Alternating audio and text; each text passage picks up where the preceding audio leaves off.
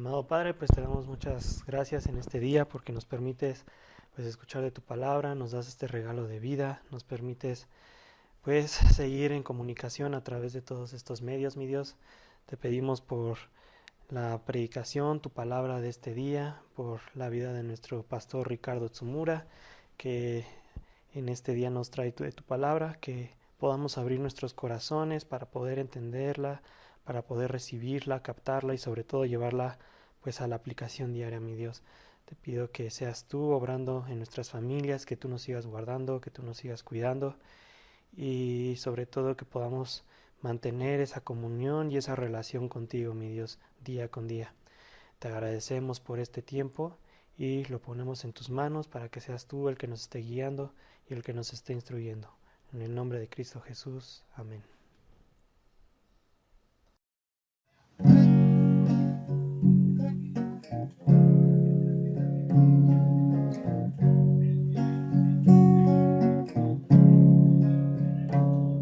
El consuelo para el corazón que llora, el aliento cuando ya no queda más, la esperanza del futuro que se acerca, la confianza de que todo pasará. El consuelo para el corazón que llora, el aliento cuando ya no queda más, la esperanza del futuro que se acerca, la confianza de que todo pasará. Mi ancla firme está, no temeré, sé que tú conmigo estás. Me aferro a tu bondad,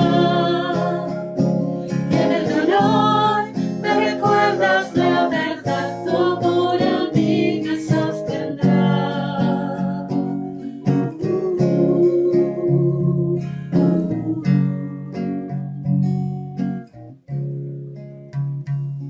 Tú la paz que supera entendimiento, tú la fuerza que me vuelve a levantar, la promesa de que todo lo has vencido, la confianza de que todo pasará, la certeza de que pronto volverás. Mi ancla firme está,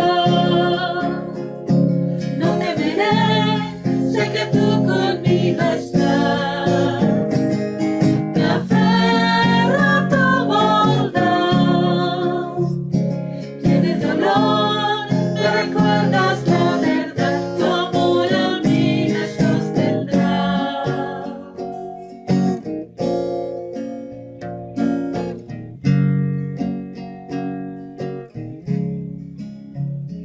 En el valle de tinieblas, das frente de mí, voy camino en la tormenta, mirándote a ti. En el valle de tinieblas, das frente de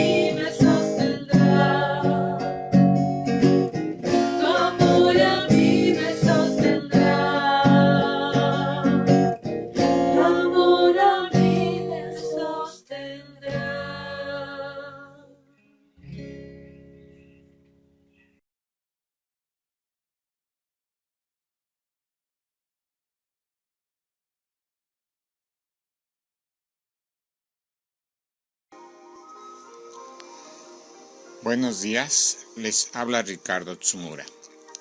Tengo el gusto de compartirles la palabra de Dios en esta fecha tan especial, ya que hoy es 10 de mayo. En México, el 10 de mayo de 1922 se declaró como día especial para celebrar a las madres.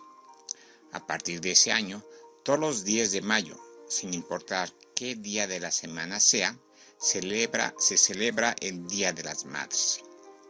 En nuestro país ya es una tradición que lleva 98 años y es en esta fecha cuando se muestra en muchas familias ese cariño por las mamás, dándoles regalos, flores y reuniéndose los familiares alrededor de las mamás y las abuelitas con mucha alegría.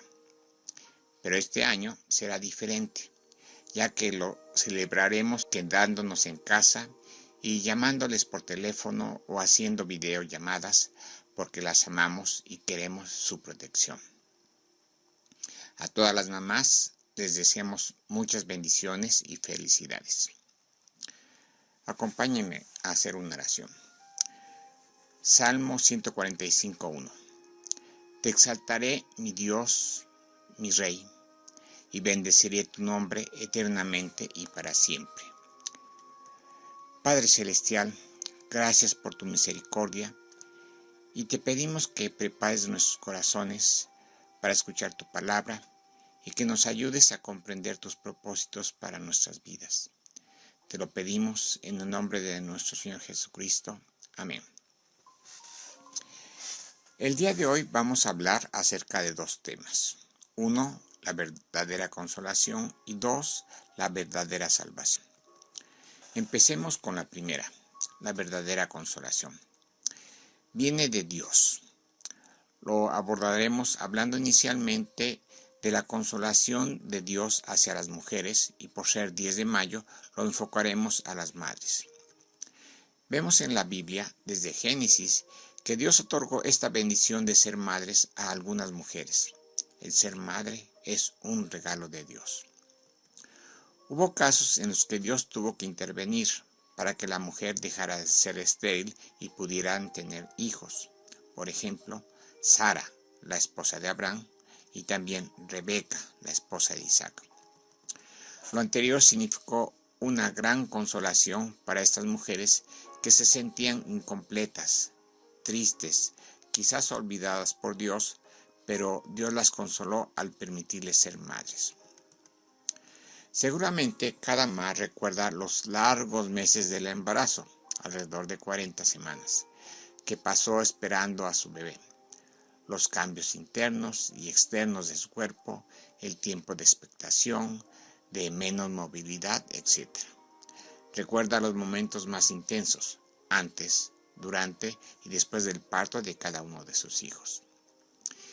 El hecho de que Dios dispuso que el nuevo ser se desarrollara dentro del vientre de la mamá por todo este tiempo de formación y crecimiento permite que se desarrolle un vínculo más estrecho entre la madre y su hijo o hija que entre los demás miembros de la familia.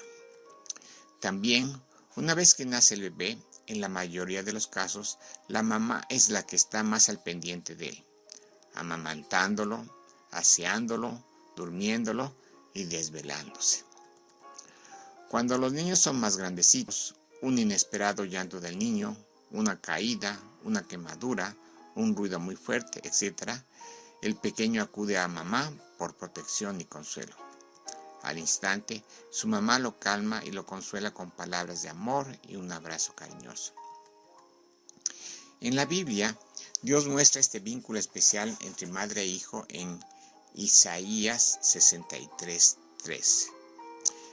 Como aquel a quien consuela su madre, así os consolaré yo a vosotros, y en Jerusalén tomaréis consuelo. La palabra consuelo viene del hebreo Naham, que quiere decir suspirar, aliento, aliviar. Además del consuelo que recibimos de nuestras mamás, Dios nos recuerda que a sus hijos Él mismo nos consuela en cualquier situación y en todo momento. En muchas ocasiones, Dios es el único que nos consuela, fortaleciéndonos en situaciones de accidentes, de enfermedades, de pandemias, como las que estamos viviendo ahora, y en ocasiones hasta de muerte de seres queridos. La relación especial madre-hijo sigue perdurando a través de los años. Dios lo muestra en su palabra. En Isaías 49:15. ¿Se olvidará la mujer de lo que dio a luz para dejar de compadecerse del hijo de su vientre? Aunque olvide ella, yo nunca me olvidaré de ti, dice Dios. A la pregunta, ¿se olvidará la mujer de lo que dio a luz para dejar de compadecerse del hijo de su vientre? La mayoría de las mamás dirían en forma enérgica, no, yo nunca olvidaría a mi hijo o hija, y sí me compadeceré cuando ellos estén tristes, afanados, atribulados, y trataré de consolarlos y de apoyarlos. Pero es posible que haya casos en que una madre ni se acuerde ni se compadezca de su hijo. Dios responde, aunque olvide ella, yo nunca me olvidaré de ti. Dios hace énfasis en que como hijos suyos, aunque las relaciones humanas fallen, Él está siempre con nosotros. Lo que tenemos que hacer es voltear hacia el cielo e invocar su nombre. Nuestro Padre Celestial les habló a los judíos, recordándoles que Él es su Dios, pero también es quien los puede consolar. Lo dice enfáticamente en Isaías 51:12. Yo soy vuestro consolador. ¿Quién eres tú para que tengas temor del hombre, que es mortal, y de hijo de hombre, que es como heno? Dios les recuerda que Él mismo está de nuestro lado y es nuestro consolador personal. Y nos recuerda también que somos solo hombres y mujeres y que no debemos temer a ningún hombre, ya que Dios es nuestro consolador. Hay situaciones que nosotros no podemos controlar o prever, como casos de situaciones financieras críticas, de malas relaciones familiares, de enfermedades, etc.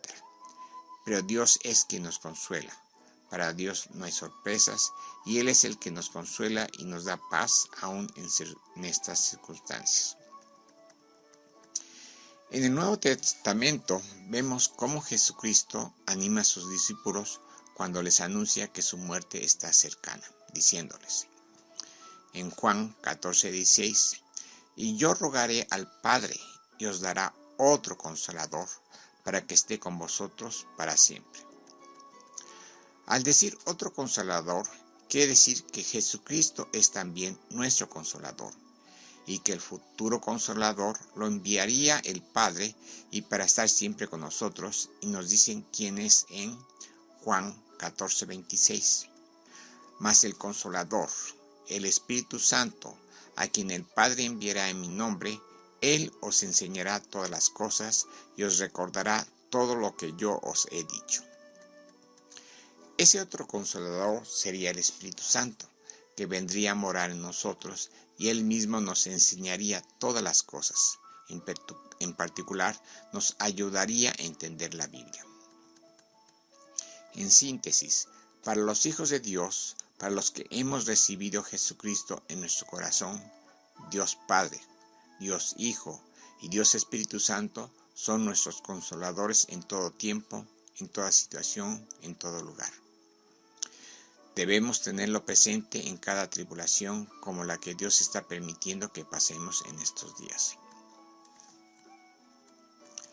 Cada vez que nos sintamos presionados, abrumados, cansados, nerviosos, atribulados, recordemos que nuestro Dios es verdadero consolador.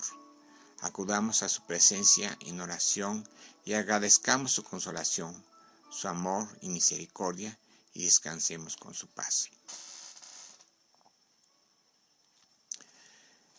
Veamos la segunda parte de la predicación, la verdadera salvación. La verdadera salvación está ligada a Dios, a su amor, a su misericordia, al reino de los cielos. Como vamos a ver más adelante, Jesucristo quiere que nosotros participemos en esta verdadera salvación. En el Nuevo Testamento, el llamado a los judíos de parte de Dios inicia con Juan el Bautista. Vemos en Mateo 3, 1, 2. En aquellos días vino Juan el Bautista, predicando en el desierto de Judea, y diciendo: arrepentíos, porque el reino de los cielos se ha acercado. Predicar viene del griego kruso, que quiere decir proclamar verdad divina, es decir, el Evangelio, publicar, divulgar, anunciar. En otras palabras, propagar el Evangelio de Jesucristo en nombre de Dios. ¿Qué tan importante es predicar? Veamos rápidamente en Romanos 10:14. ¿Cómo, pues, invocarán a aquel en el cual no han creído? ¿Y cómo creerán en aquel de quien no han oído? ¿Y cómo irán sin haber quien les predique? Como vemos, hay una secuencia. Para que alguien conozca del Evangelio, tiene que haber alguien que les predique. De esta manera podrán escuchar del amor de Dios y creer en Jesucristo. Y posteriormente, con la ayuda del Espíritu Santo, podrán invocar, orar, platicar con Dios. Por eso es tan importante prepararnos para compartir el Evangelio. Pregunta personal: ¿estoy dispuesto a predicar, es decir, a propagar el Evangelio de Jesucristo en el nombre de Dios? Regresando a Mateo 3, 1, 2. En aquellos días vino Juan el Bautista predicando en el desierto de Judea y diciendo: arrepentíos, porque el reino de los cielos se ha acercado. Arrepentirse viene de betaneo, pensar diferente, reconsiderar. Arrepentimiento viene de metanoia, y que quiere decir reversión de la decisión. Podemos decir que arrepentirse es tener pesar por el pecado, dejar el pecado y dar media vuelta y encaminarnos hacia Dios. El propósito del arrepentimiento es reconocer que hemos pecado. Todo pecado lo cometemos en contra de Dios. El arrepentimiento genuino provoca en nosotros el deseo y propósito de corazón de ya no querer volver a pecar y pedirle perdón a Dios. Veamos qué hizo Jesucristo al principio de su ministerio en la tierra. En Marcos 1:14. Después de que Juan fue encarcelado, Jesús vino a Galilea predicando el Evangelio del reino de Dios. Viendo Jesús que Juan, predicar del reino de los cielos y anunciar el arrepentimiento de los pecados, es encarcelado, Jesús prudentemente se aleja de Jerusalén, cruzando Judea, yendo al norte de Palestina, hacia el mar de Galilea. Allí, al igual que Juan el Bautista, Jesús también predica el Evangelio del reino de Dios. Evangelio viene del griego euangelion, que quiere decir buen mensaje. En Marcos 1:15, diciendo: el tiempo se ha cumplido y el reino de Dios se ha acercado. Arrepentíos y creed en el Evangelio. Jesucristo dice que el tiempo de parte de Dios para actuar ha llegado, y lo dice porque ya habían transcurrido 400 años de silencio de parte de Dios. Dios se acerca al pueblo judío a través de Jesucristo, y Jesucristo da dos mandatos. 1. Arrepentirse de los pecados, y 2. Creer en el Evangelio. Tal vez para algunos de nosotros arrepentirse y creer en el Evangelio fue fácil, pero para muchos otros no lo es. ¿Qué podemos esperar cuando compartimos el Evangelio? Muchas veces no vamos a ver resultados del fruto espiritual al compartir el Evangelio a familiares y amistades. Y Jesucristo nos muestra en la parábola del sembrador por qué, aunque compartamos, a veces no hay fruto. La parábola del sembrador. Esta parábola aparece tanto en Mateo, Marcos y Lucas. Vamos a verlo en Mateo capítulo 13. Y Jesús nos muestra ahí 4 tipos de tierras en donde se siembra la misma semilla. Empezaremos en donde Jesucristo explica el significado de la parábola a sus discípulos. Mateo 13:18. Oíd, pues, vosotros la parábola del sembrador. El sembrador es el que siembra la palabra de Dios, el que comparte el Evangelio. Mateo 3:19. Cuando alguno oye la palabra del reino y no la entiende, viene el malo y arrebata lo que fue sembrado en su corazón. Este es el que fue sembrado junto al camino. Dice, cuando alguno oye la palabra del reino y no la entiende. Vemos que la persona oye la palabra del reino de los cielos, al igual que en los 3 casos siguientes que vamos a ver. Pero en este caso, la persona no la entiende. Puede ser que no hay disposición para entender o es una tierra muy dura. Se podría pensar en un corazón duro, quizás alguien que se declara ateo y que sencillamente no cree en Dios. Dice, viene el malo. En Marcos le llama viene Satanás y en Lucas dice viene el diablo. Y arrebata lo que fue sembrado en su corazón. Notemos que la palabra es arrebatada, quitada de su corazón. La tierra donde se siembra la palabra es el corazón de cada persona. Algunas veces la persona que compartió el Evangelio dice contento, ya quedó sembrada la palabra. Pero vemos, como en este caso, que no fue así. Se tendrá que volver a orar y pedir a Dios gracia con dicha persona para compartirle nuevamente. Quizás pensemos que es inútil, ya se le ha compartido varias veces y no hay cambios.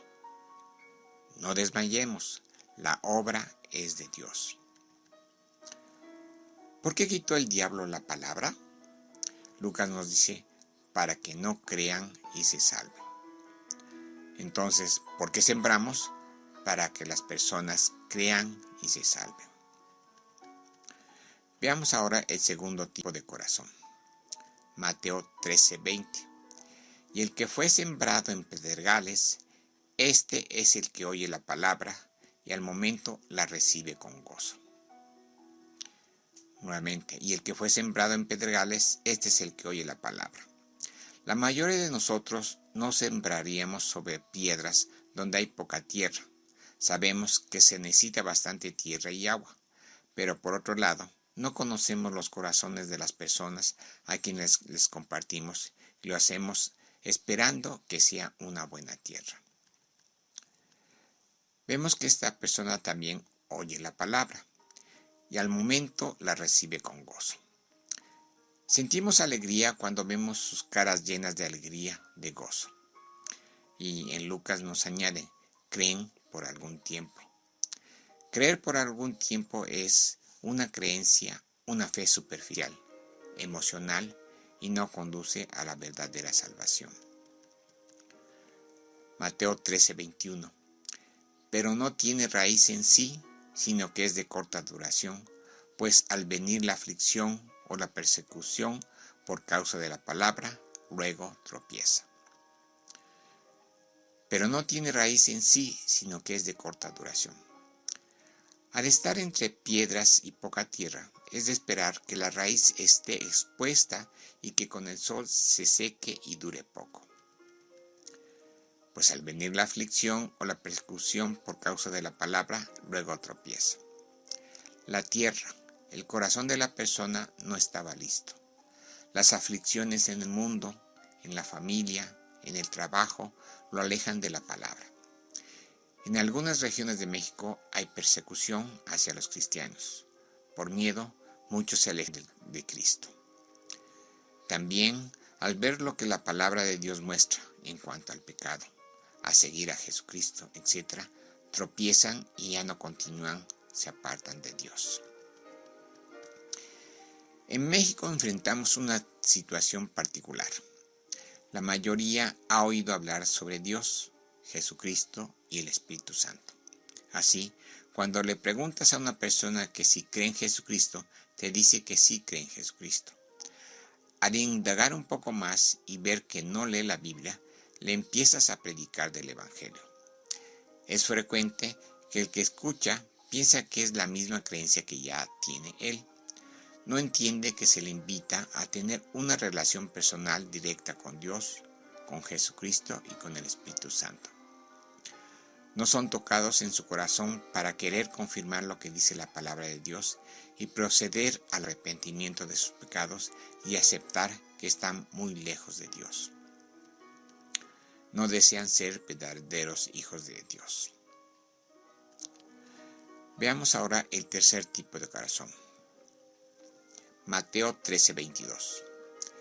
El que fue sembrado entre espinos, este es el que oye la palabra, pero el afán de este siglo y el engaño de las riquezas ahogan la palabra y se hace infructuosa. El que fue sembrado entre espinos, este es el que oye la palabra. De antemano sabemos que si el terreno está lleno de espinos, lo más seguro es que mate o ahogue cualquier cosa que sembremos. El que siembra la palabra no sabe cómo está el corazón del que oye la palabra. El sembrador cumple con compartir. Pero el afán de este siglo y el engaño de las riquezas ahogan la palabra y se hace infructuosa. Es muy frecuente que las personas se afanen por sus propias metas y también quieran obtener bienes materiales, dejando las cosas de Dios, las espirituales. Podemos pensar que era un corazón que estaba lleno de espinos, lleno de afanes y deseos de riquezas, y la persona regresa a ellos. La palabra de Dios le atrajo por un tiempo, pero Dios no llegó a ser su prioridad y sigue sus propios intereses. No hubo un verdadero cambio en su corazón, ni en su mente, ni en su vida. Marcos nos añade que los afanes de este siglo y el engaño de las riquezas y las codicias de otras cosas entran y ahogan la palabra. Veamos el cuarto tipo de corazón. Mateo 13:23. Mas el que fue sembrado en buena tierra, ese es el que oye y entiende la palabra y da fruto y produce a 100, a 60 y a 30 por uno. Mas el que fue sembrado en buena tierra. Esperamos de antemano, por ser buena tierra, que la semilla sí fructifique. Implicaría un corazón dispuesto, un corazón sencillo, un corazón deseoso de Dios. Lucas lo considera como un corazón bueno y recto. Este es el que oye y entiende la palabra. Esta persona no solo oye la palabra y la recibe como los anteriores, sino lo importante, entiende la palabra, la acepta, la hace suya. En Lucas nos dice, retienen la palabra oída. Y después dice, y da fruto. ¿Cómo sabemos que la semilla cayó en buena tierra? Con el tiempo empieza a dar fruto. Lo mismo sucede con el verdadero creyente. Después de un tiempo da fruto espiritual. Y dice, y produce a 100, a 60 y a 30 por uno. No todas las plantas dan la misma cantidad de fruto. Así es también con las personas. Algunos dan más fruto espiritual que otros. Pero todos, los nacidos de nuevo, dan fruto espiritual. En Lucas nos añade, dan fruto con perseverancia. Con lo anterior entendemos que solo la tierra buena, el corazón bueno y recto, es el que se salva. Los otros oyeron, pero no hubo fruto, no hubo salvación. Repasando los 3 primeros corazones, veo que intervienen 3 enemigos del hombre en su andar con Dios. Los enemigos son 1. El diablo con sus engaños. 2. Los deseos pecaminosos del hombre. 3. El mundo con sus valores contrarios a Dios. ¿Qué falló? ¿Qué es lo que faltó en los corazones de los que oyeron la palabra, por lo cual no hubo fruto, es decir, no hubo salvación? Mencionemos 2 posibles cosas. 1. No reconocieron que son pecadores y que necesitan de un Salvador. 2. no hubo arrepentimiento verdadero. Vemos que si no hay arrepentimiento, quiere decir que no quiere dejar el pecado. En ese caso, no tiene sentido que Dios le perdone sus pecados, ya que no quiere caminar en santidad. Predicar el Evangelio es un privilegio otorgado a los hijos de Dios.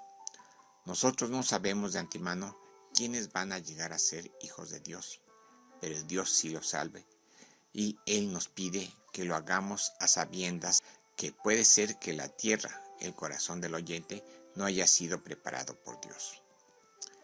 Cuando compartimos, estamos dando a la persona la oportunidad de escuchar en nombre de Jesucristo el Evangelio, el paso para tener una nueva vida llena de bendiciones al lado de Dios.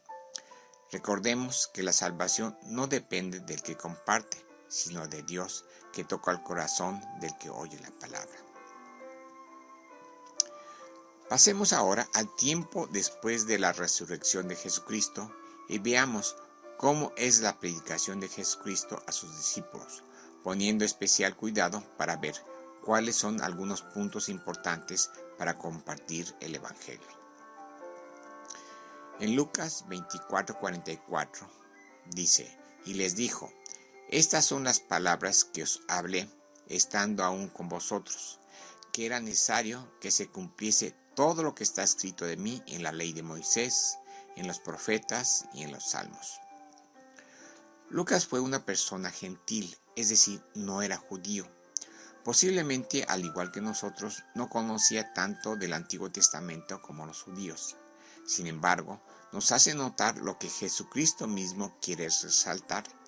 Dios no improvisó los sucesos descritos en las 4 versiones del Evangelio de Jesucristo, es decir, en Mateo, Marcos, Lucas y Juan, que tenemos en el Nuevo Testamento, sino que muchos eventos descritos en ellos ya Dios los había preparado de antemano y los dio a conocer en una serie de revelaciones, es decir, las profetizó a lo largo del tiempo en el Antiguo Testamento. Nuestra fe no está basada en sentimientos, ni en leyendas, ni en filosofías, ni en creencias de antepasados, ni en tradiciones, ni en religiones. Está basada en Jesucristo y en la palabra de Dios. Es contundente cuando dice, era necesario que se cumpliese todo lo que está escrito de mí. Dios nos muestra en el Antiguo Testamento que hay muchas cosas que están escritas de lo que iba a suceder e iba a hacer Jesucristo. Dios cumple su palabra a pesar del tiempo. Desde Génesis al nacimiento de Jesucristo estamos hablando de más de 4,000 años transcurridos. Hay registradas en el Nuevo Testamento más de 60 profecías del Antiguo Testamento sobre Jesucristo que se cumplieron. Muchas de estas profecías no podrían ser cumplidas por ningún hombre en toda la tierra, y mucho menos todas juntas. Mencionemos algunas. 1. Su nacimiento de una virgen. 2. Como hijo de Dios. 3. Como la simiente de Abraham. 4. Su calidad de profeta, como Moisés. 5. Su calidad de sacerdote según el orden de Melquisedec. 6. Su predicación por medio de parábolas. 7. Ser traicionado por parte de un amigo. 8. Su paciencia y silencio bajo el sufrimiento. 9. Sus manos y pies clavados en la cruz. 10. Su intercesión por sus ejecutores. 11. Que su carne no vería corrupción y resucitaría. 12. Que se sentaría a la diestra de Dios. Como podemos apreciar, son hechos históricos reales e importantes de nuestra fe. Con lo anterior, nos podemos percatar de cómo actúa nuestro Dios en su soberanía absoluta, del gran amor de nuestro Padre Celestial y de nuestro Señor Jesucristo hacia nosotros. En nuestro corazón debe existir una inmensa gratitud hacia ellos y humildad ante su gran poder, su gran amor, su gran misericordia, su gracia para con nosotros. Continuando con lo que predicaba Jesucristo, Lucas 24:45. Entonces les abrió el entendimiento para que comprendiesen las Escrituras. Dios nos da el entendimiento cuando el Espíritu Santo viene a morar en nosotros y es una manifestación de nuevo nacimiento, es decir, del nacimiento espiritual de los creyentes verdaderos. Lucas 24:46. Y les dijo: así está escrito, y así fue necesario que el Cristo padeciese y resucitase de los muertos al tercer día. Jesucristo vuelve a hacer énfasis que así está escrito en el Antiguo Testamento y que fue necesario que Jesucristo padeciese todo ese dolor físico, ese martirio, ese sufrimiento emocional y espiritual, y lo hizo para tomar nuestro lugar. Él padeció y murió por nuestros pecados, y resucitó al tercer día para vencer a la muerte, tal como Dios lo había profetizado. Lucas 24:47. Y que se predicase en su nombre el arrepentimiento y el perdón de pecados en todas las naciones, comenzando desde Jerusalén. Jesucristo nos pide a todos sus hijos 3 cosas. 1.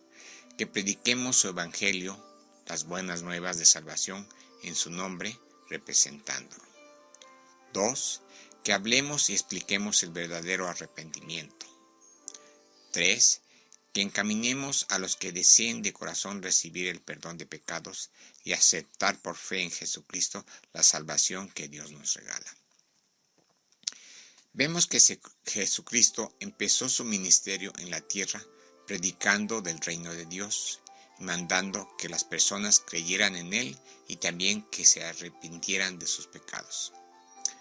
Después de resucitar, en la gran comisión sigue pidiendo que se predique en su nombre el evangelio, el arrepentimiento y el perdón de pecados otorgado por Dios a través de Jesucristo. Vemos que la verdadera salvación viene totalmente de parte de Dios. No hay ningún mérito o contribución del hombre para su conversión e incorporación al mundo espiritual. En nuestra sociedad hay muchas personas que piensan que todos somos hijos de Dios, lo cual no es cierto. La Biblia nos muestra quiénes son los hijos de Dios. En Juan 1:12, mas a todos los que le recibieron, a los que creen en su nombre, les dio potestad de ser hechos hijos de Dios.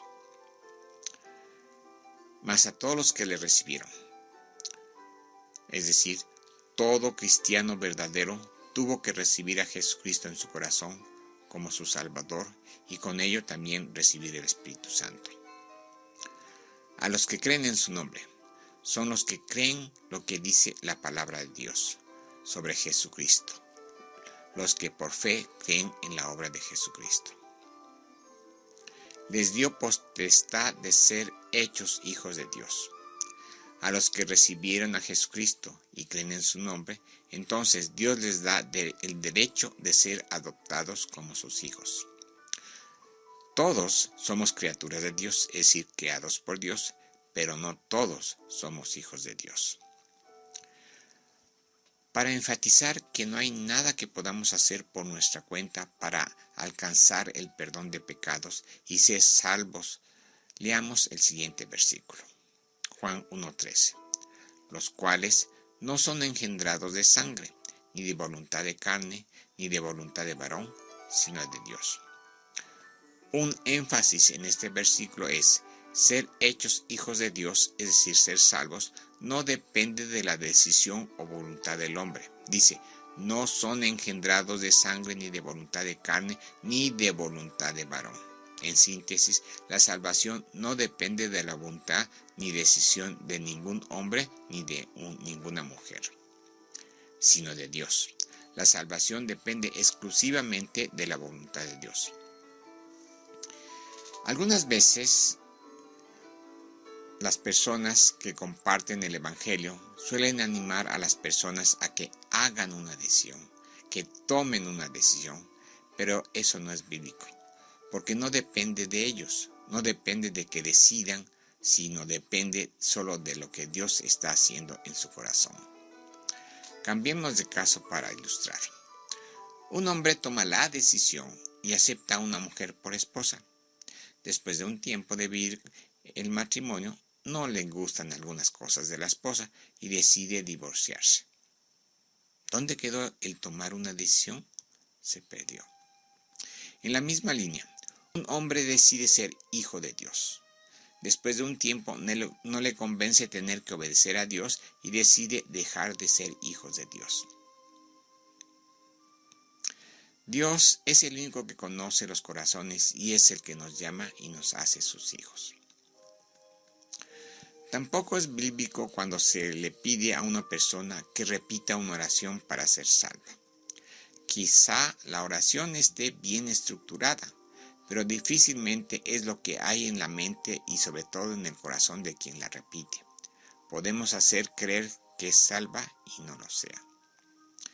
Si alguien manifiesta que recibió a Jesucristo en su corazón, démosle gracias a Dios y esperemos que Dios confirme esa aseveración con frutos espirituales de la persona. Concluyendo, para los que somos hijos de Dios, tenemos muchas bendiciones diarias, aún en las tribulaciones, enfermedades, muertes, etc.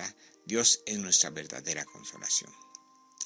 Tenemos también la verdadera salvación que Dios nos otorgó a través de su Hijo Jesucristo. Podemos gozar de su comunión, de su amor, de su misericordia, de su paz. Dios envió a Jesucristo para predicar el Evangelio de salvación. Ahora Jesucristo nos envía a nosotros a predicar también el Evangelio.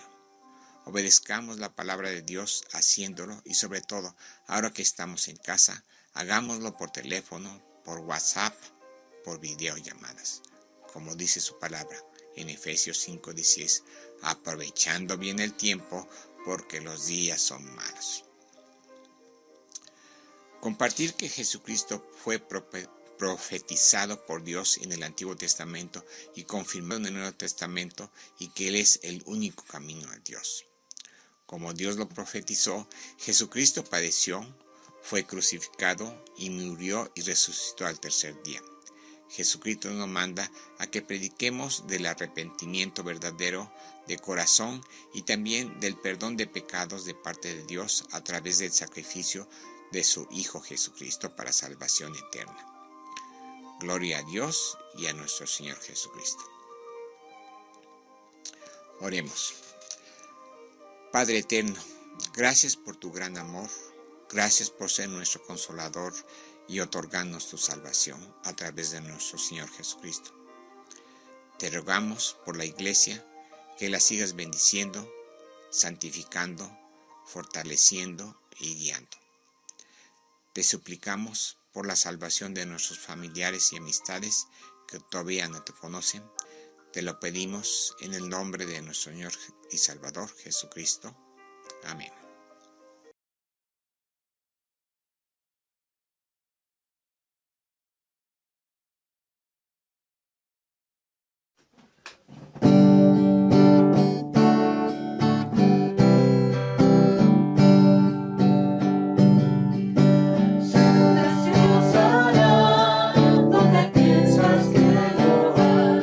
Que yo me manera que no podremos ser.